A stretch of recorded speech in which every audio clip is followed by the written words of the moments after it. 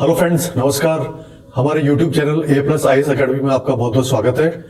मैं युगल किशोर आज आपको आरएस मेंस का जो थर्ड सब्जेक्ट है जीएस थर्ड, उसमें जो आपका टॉपिक है पब्लिक एडमिनिस्ट्रेशन, उसके बारे में बात करेंगे। पब्लिक एडमिनिस्ट्रेशन के विभिन्न बिंदुओं को अभी तक समझाते आ रहे हैं। उसके आगे जो आज टॉपिक है उसके बारे में हम बात करेंगे। विकसित एवं विकासशील समाजों में लोक प्रशासन की भूमिका। सबसे पहले तो आप ये ध्यान रखें कि आरएस मेंस का जो एग्जाम है वो रिटन एग्जाम है, डिस्क्रिप्टिव एग्जाम है। इसमें आपको लिखना पड़ेगा। तो आप जो भी मैं यहाँ पढ़ाता हूँ वो आप लिखते रहे, समझते रहे, नोट करते रहे, उसके बाद में आप अपनी तैयारी करें। ठीक है दोस्तों, तो हम स्टार्ट करते हैं। आरएस मेंस का थर्ड सब्जेक्ट जीएस थर्ड, उसका टॉपिक पब्लिक एडमिनिस्ट्रेशन। विकसित एवं विकासशील समाजों में लोक प्रशासन की भूमिका।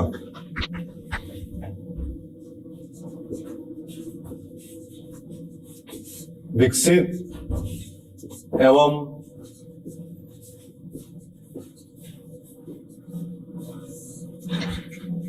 विकासशील समाजों में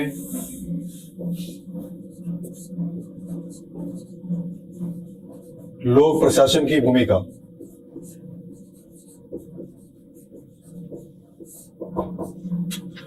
आज हम इस टॉपिक के बारे में बात करेंगे, विकसित एवं विकासशील समाजों में लोक प्रशासन की भूमिका। इस टॉपिक को समझने के लिए हम कुछ पॉइंट्स के आधार पर इसको समझेंगे। ठीक है दोस्तों, सबसे पहला पॉइंट,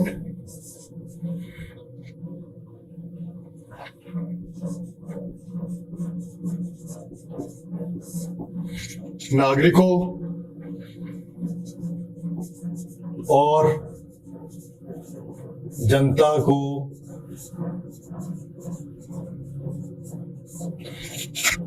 सेवाएं प्रदान करना।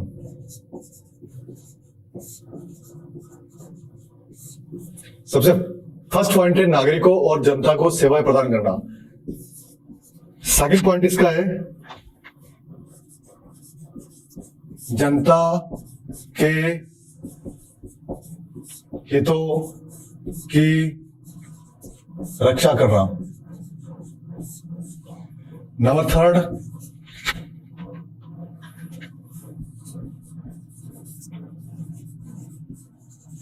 अर्थव्यवस्था को मजबूत करना। नंबर फोर्थ पॉइंट,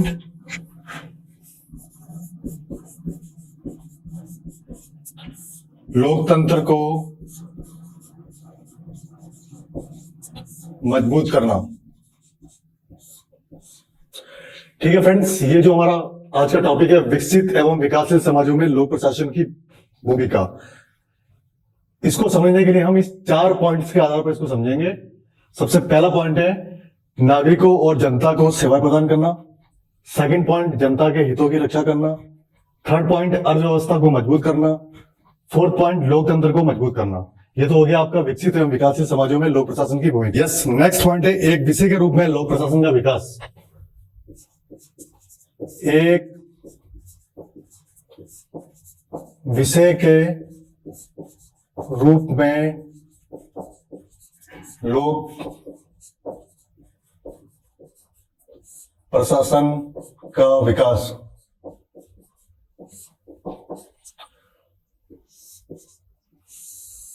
जो भी मैं बोर्ड पे समझाता हूं इसको आप नोट करते रहे, लिखते रहे, समझते हुए लिखते रहे। ओके फ्रेंड्स, तो ये टॉपिक हम देखेंगे एक विषय के रूप में लोक प्रशासन का विकास। इसमें सबसे पहली बात,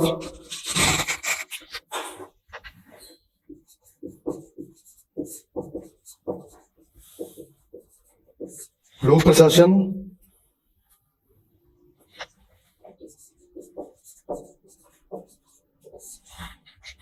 न केवल एक क्रियात्मक बल्कि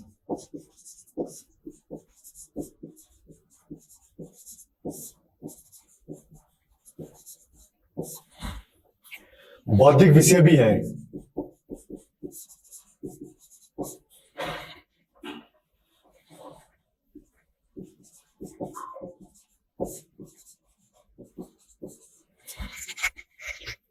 एक क्रियाकलाप के रूप में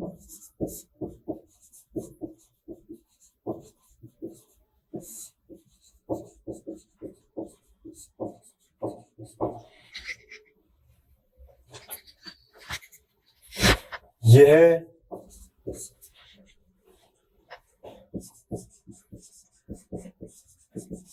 सामाजिक जीवन के प्रारंभिक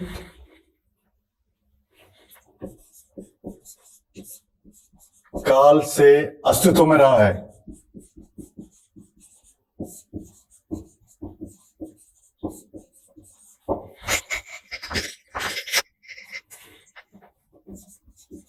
एक प्रक्रिया के रूप में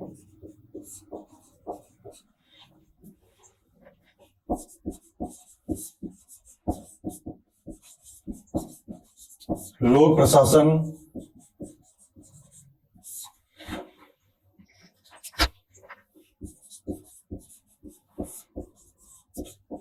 उतना ही प्राचीन है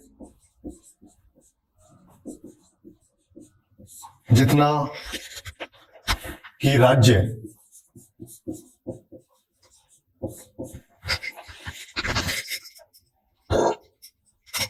जिस प्रकार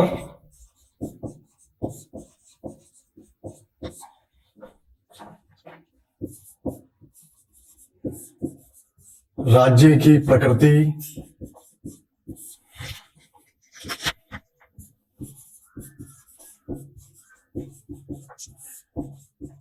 कार्य क्षेत्र तथा दायित्व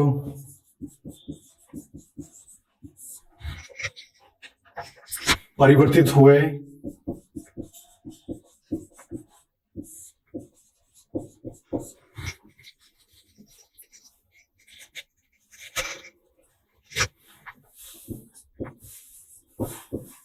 उसी के अनुरूप लोक प्रशासन भी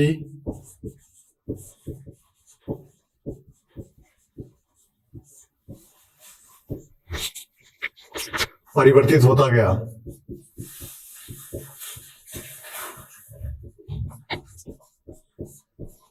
आप लोग लिखते रहे, नोट करते रहे।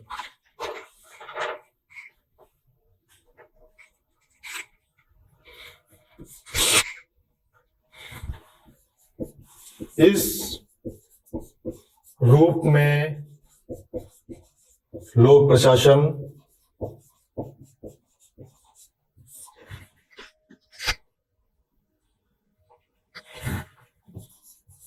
की विकास यात्रा में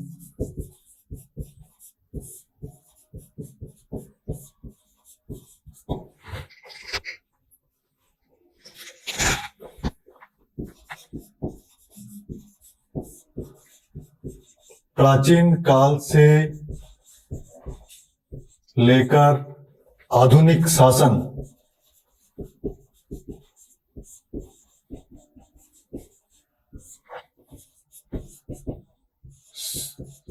में परिवर्तित हो रही प्रशासनिक संस्थाओं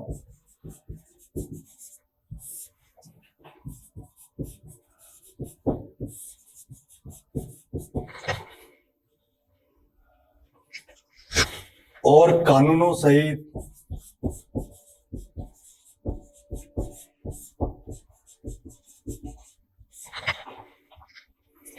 प्रमुख विशेषताओं का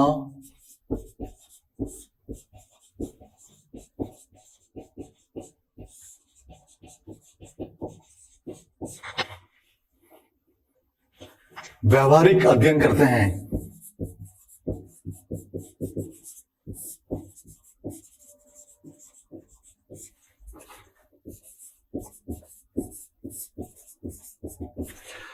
ठीक है फ्रेंड्स, यहां तक आपको समझ में आ गया होगा।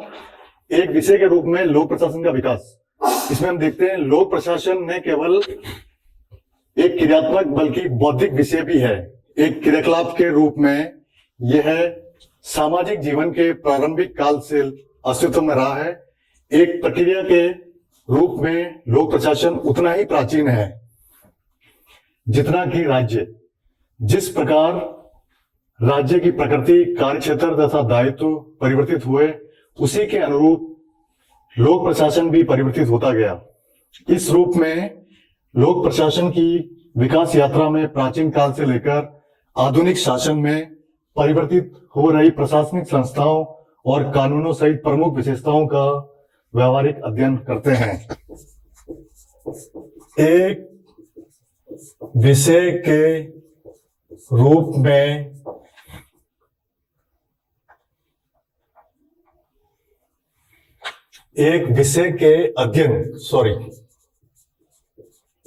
अध्ययन के रूप में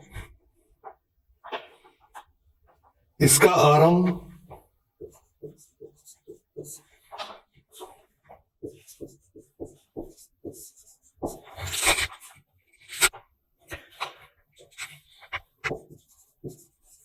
अठारहवीं सदी के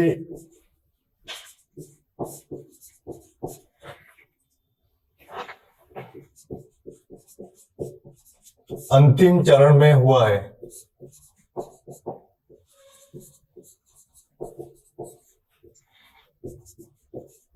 अतः यह सर्वथा नया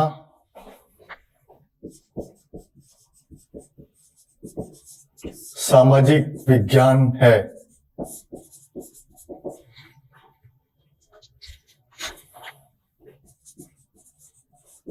अर्थात लोक प्रशासन से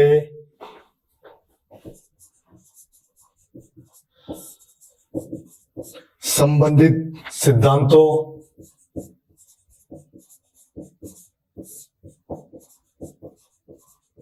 नियमों तथा कार्यों का एक शास्त्र के रूप में अध्ययन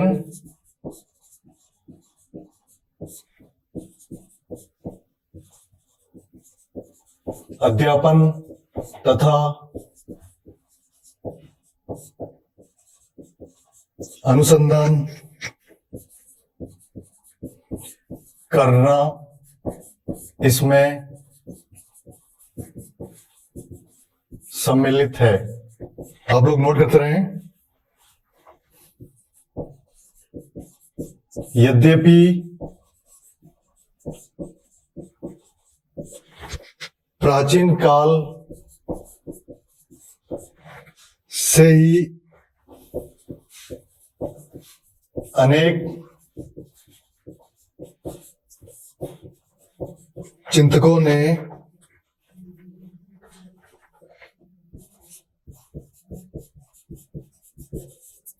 प्रशासनिक विचार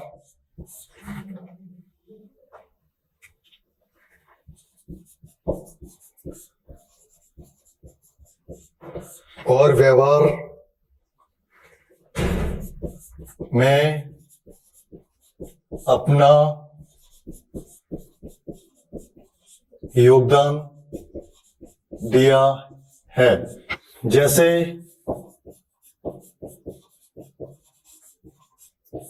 प्राचीन भारत में कौटिल्य का अर्थशास्त्र मोस्ट इंपॉर्टेंट। कौटिल्य का अर्थशास्त्र, इसको अंडरलाइन कर रहा हूं मैं। प्राचीन पश्चिम में अरस्तु की पॉलिटिक्स,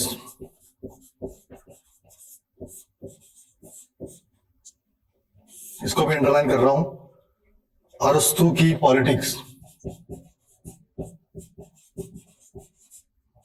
मध्यकालीन भारत में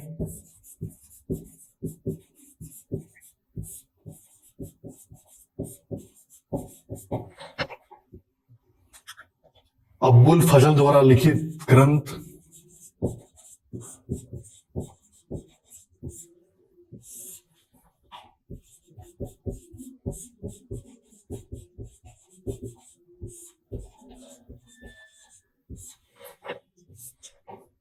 अब्बुल फजल द्वारा लिखित ग्रंथ अकबर के शासनकाल में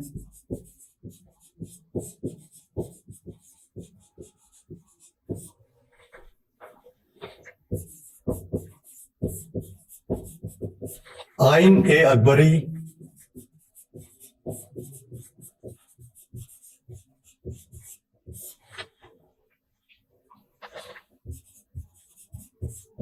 तथा मध्यकालीन पश्चिम में मैकियावेली,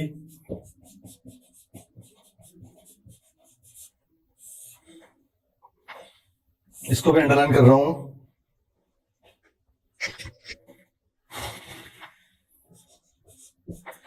कि प्रिंस में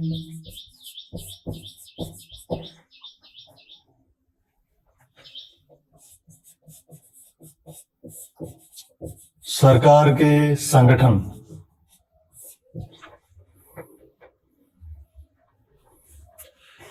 ठीक है दोस्तों, यहां तक आपको समझ में आ गया होगा कि एक विषय के अध्ययन के रूप में इसका आरंभ 18वीं सदी के अंतिम चरण में हुआ है। अतः यह सर्वथा नया सामाजिक विज्ञान है, अर्थात लोक प्रशासन से संबंधित सिद्धांतों, नियमों तथा कार्यों का एक शास्त्र के रूप में अध्ययन, अध्यापन तथा अनुसंधान करना इसमें सम्मिलित है।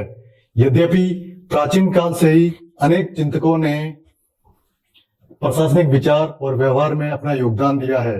जैसे प्राचीन भारत में कौटिल्य का अर्थशास्त्र, ये मोस्ट इंपोर्टेंट है, याद रखें आप। प्राचीन पश्चिम में अरस्तु की पॉलिटिक्स, मध्यकालीन भारत में अबुल फजल द्वारा लिखित ग्रंथ, अकबर के शासनकाल में आइन ए अकबरी तथा मध्यकालीन पश्चिम में मैकियावेली की प्रिंस में सरकार के संगठन। नेक्स्ट हम देखेंगे प्रशासन के कार्य करने के तरीके। प्रशासन के कार्य करने के तरीके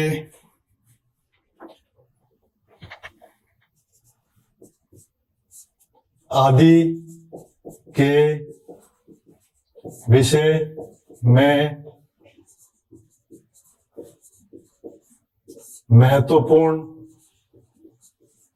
सामग्री उपलब्ध है। 18वीं सदी में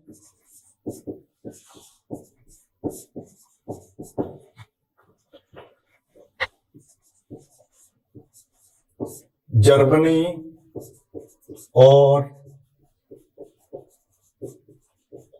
ऑस्ट्रिया में कैमरलवाद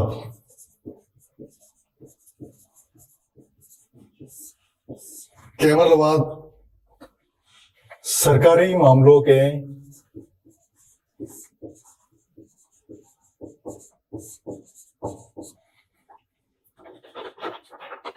व्यवस्थित प्रबंधन से जुड़ा हुआ था। व्यवस्थित प्रबंधन से जुड़ा हुआ था।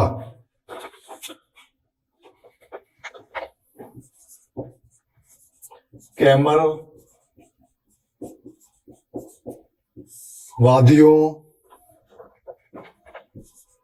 ने लोक प्रशासन के अध्ययन में रुचि दिखाई।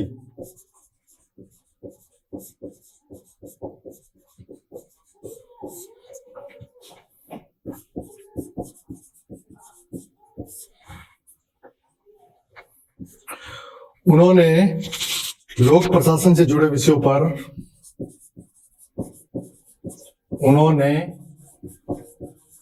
लोक प्रशासन से जुड़े विषयों पर, आप लोग नोट करते रहे, आरएस मेंस रिटन एग्जाम है, विषयों पर व्यवस्थित शोध कार्यों को हाथ में लिया।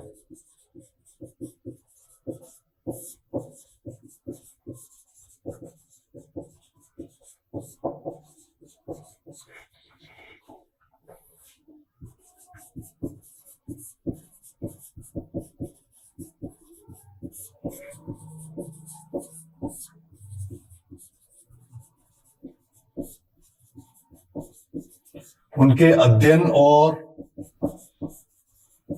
शोध का लोक सेवा के लिए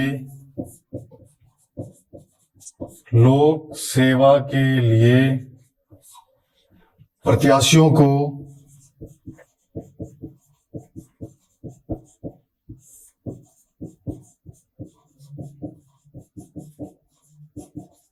प्रशिक्षित करना था।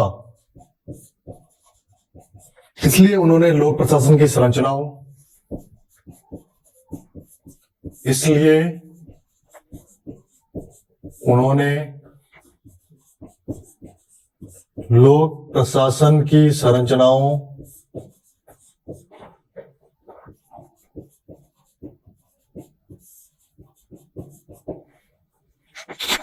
सिद्धांतों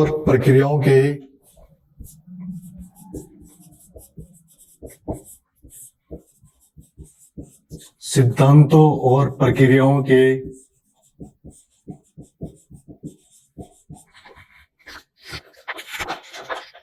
विवरणात्मक अध्ययनों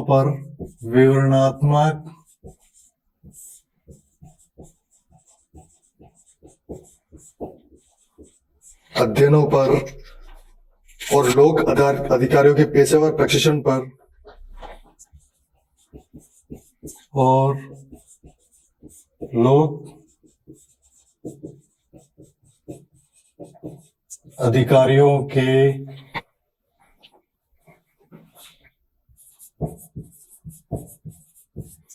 पेशेवर प्रशिक्षण पर जोर दिया।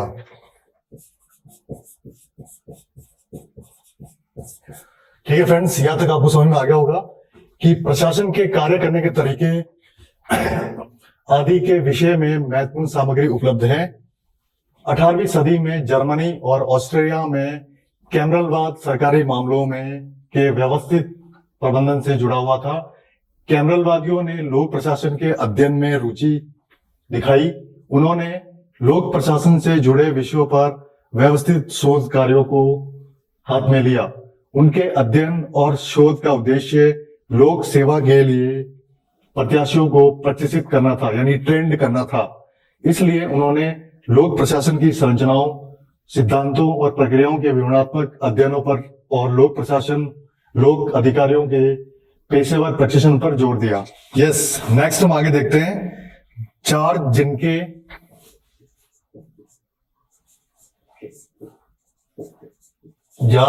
एक व्यक्ति का नाम है, इसको मैं अंडरलाइन कर रहा हूं। कैमरेवादी समूह के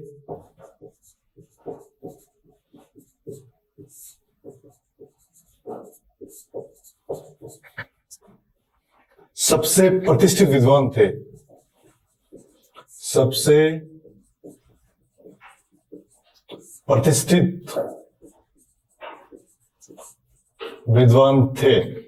चार जिनके कैमरावादी समूह के सबसे प्रतिष्ठित विद्वान थे।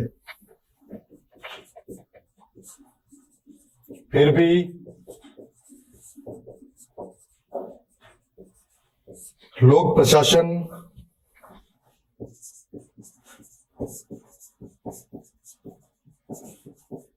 शब्द का प्रयोग 17वीं सदी तक विश्व में कहीं नहीं हुआ था।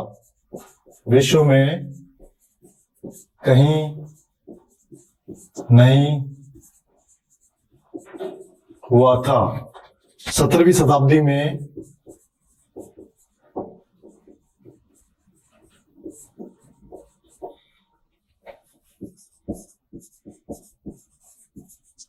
यूरोपीय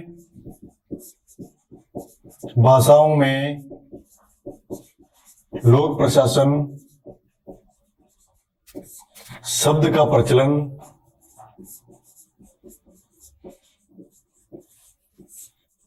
राजा के निजी कार्यों और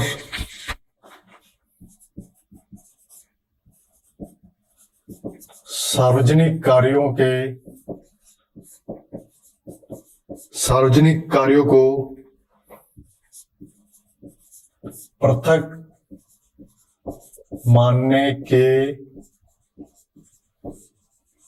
संदर्भ में हुआ था। आधुनिक लोक प्रशासन का अध्ययन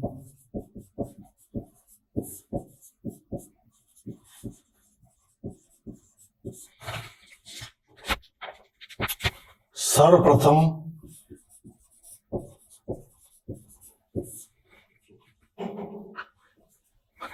जर्मनी में हुआ था।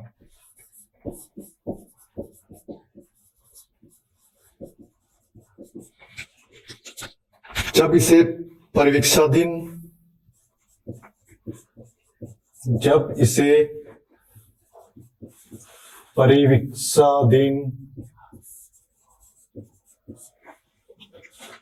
कार्यों के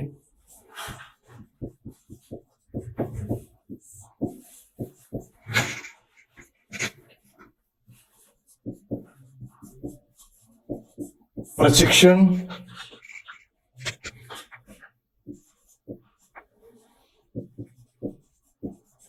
पाठ्यक्रम में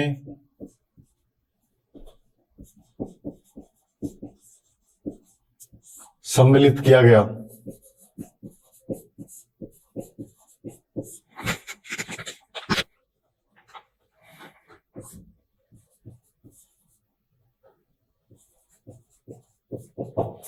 संभवतः 18वीं सदी के अंतिम वर्षों में अमेरिका में पहली बार लोक प्रशासन के अर्थ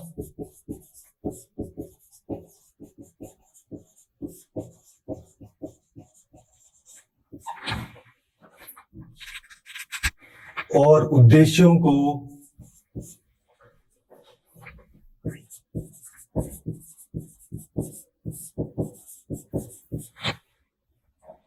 अमेरिकी वित्त मंत्री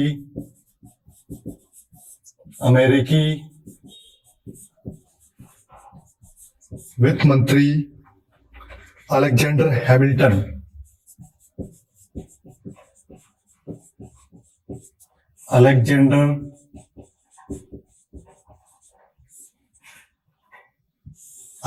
हैमिल्टन की पुस्तक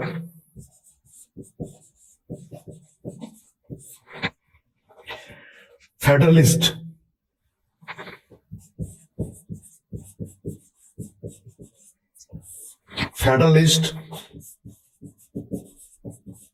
अंक 72 में परिभाषित किया गया।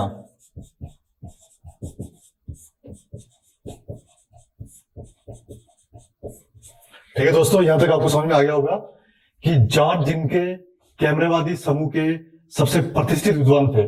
जॉर्ज जिनके, जो एक व्यक्ति का नाम है, वो कैमरेवादी समूह के सबसे प्रतिष्ठित विद्वान थे। फिर भी लोक प्रशासन शब्द का प्रयोग 17वीं सदी तक विश्व में कहीं नहीं हुआ था। यानी 17वीं सेंचुरी तक विश्व में लोक प्रशासन शब्द का प्रयोग कहीं नहीं हुआ था। 17वीं शताब्दी में यूरोपीय भाषाओं में लोक प्रशासन शब्द का प्रचलन राजा के निजी कार्यों और सार्वजनिक कार्यों को पृथक मानने के संदर्भ में हुआ था। आधुनिक लोक प्रशासन का अध्ययन सर्वप्रथम जर्मनी में हुआ था। यानी आधुनिक लोक प्रशासन का जो अध्ययन है सबसे पहले जर्मनी में हुआ था, जब इसे परिवीक्षाधीन कर्मचारियों के प्रशिक्षण पाठ्यक्रम में सम्मिलित किया गया। संभवतः 18वीं सदी के अंतिम वर्षों में अमेरिका में पहली बार लोक प्रशासन के अर्थ और उद्देश्यों को अमेरिकी वित्त मंत्री, फाइनेंस मिनिस्टर अलेक्जेंडर हैमिल्टन की पुस्तक फेडरलिस्ट अंक 72 में परिभाषित किया गया। फ्रांस के चार्ल्स जिया यूनिन,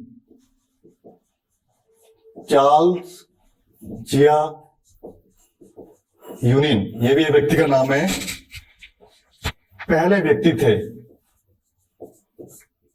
पहले व्यक्ति थे जिन्होंने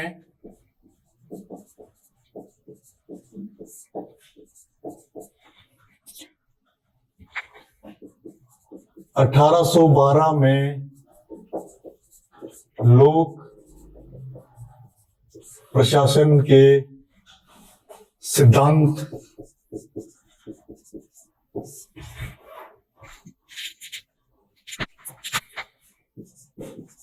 नामक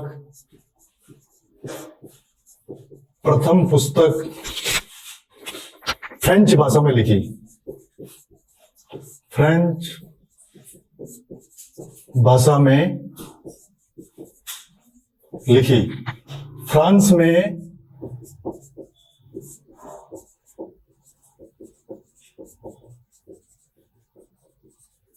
लोक प्रशासन पर कई अन्य शोध ग्रंथ भी प्रकाशित हुए, जिनमें 1859 में प्रकाशित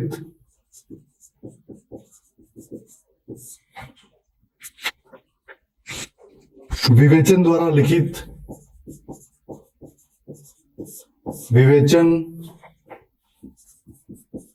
द्वारा लिखित एतुदेज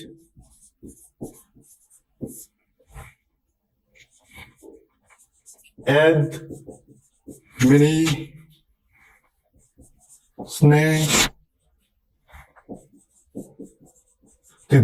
एडमिनिस्ट्रेटस नामक पुस्तक उल्लेखनीय है।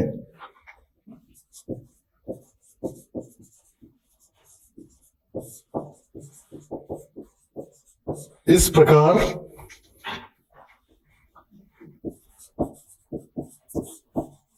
लोक प्रशासन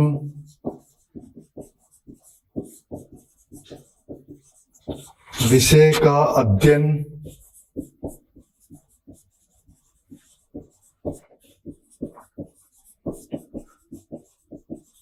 अन्य विषयों के साथ चलता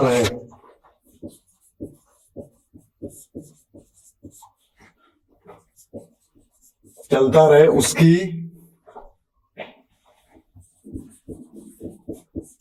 अलग से कोई पहचान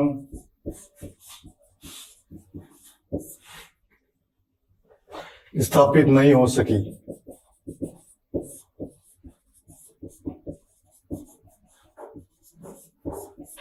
ठीक है दोस्तों, यहां तक आपको समझ में आ गया होगा कि फ्रांस के चार्ल्स तथा यूनियन, जो एक व्यक्ति का नाम है, पहले व्यक्ति थे जिन्होंने 1812 में लोक प्रशासन के सिद्धांत नामक प्रथम पुस्तक फ्रेंच भाषा में लिखी, यानी फर्स्ट बुक उन्होंने फ्रेंच भाषा में लिखी।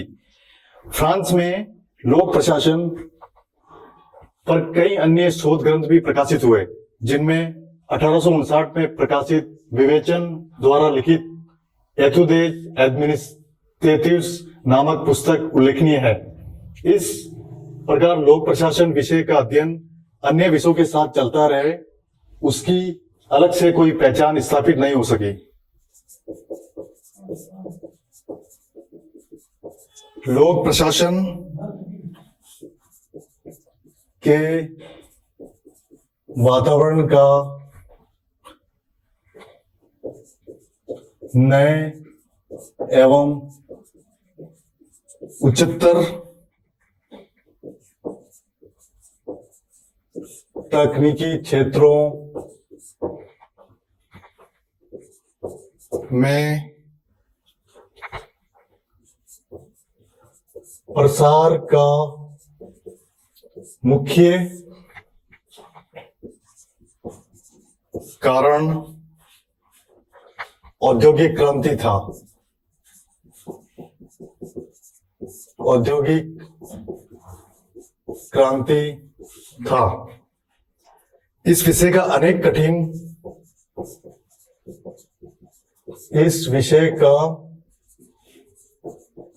अनेक कठिन एवं विशिष्ट कार्यों के लिए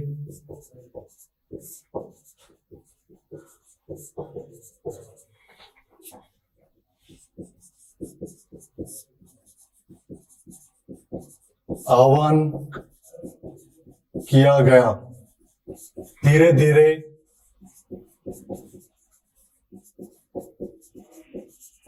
उनके अनुभव विभिन्न प्रशासनिक तथा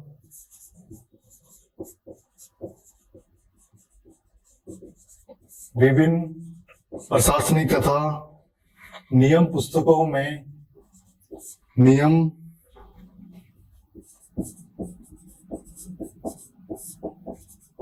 पुस्तकों में व्यवस्थित ढंग से लिखे जाने लगे। व्यवस्थित ढंग से लिखे जाने लगे। फिर भी लोक प्रशासन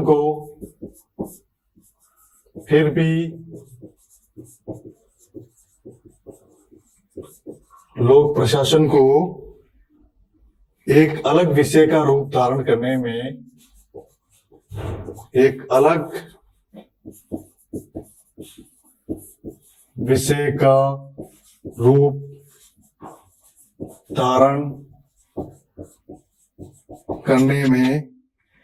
काफी समय लगा।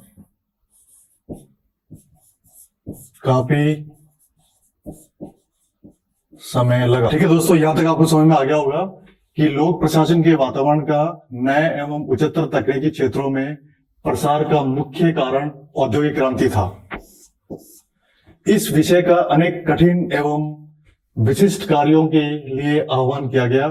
धीरे धीरे उनके अनुभव विभिन्न प्रशासनिक तथा नियम पुस्तकों में व्यवस्थित ढंग से लिखे जाने लगे।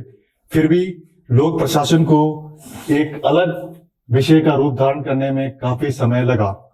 ठीक है दोस्तों, आज का सेशन यही समाप्त करता हूं मैं। All the best. काफी समय लगा। ठीक है दोस्तों, यहां तक आपको समझ में आ गया होगा कि लोक प्रशासन के वातावरण का नए एवं उच्चतर तकनीकी क्षेत्रों में प्रसार का मुख्य कारण औद्योगिक क्रांति था। इस विषय का अनेक कठिन एवं विशिष्ट कार्यों के लिए आह्वान किया गया। धीरे धीरे उनके अनुभव विभिन्न प्रशासनिक तथा नियम पुस्तकों में व्यवस्थित ढंग से लिखे जाने लगे। फिर भी लोक प्रशासन को एक अलग विषय का रूप धारण करने में काफी समय लगा। ठीक है दोस्तों, आज का सेशन यही समाप्त करता हूं मैं। All the best.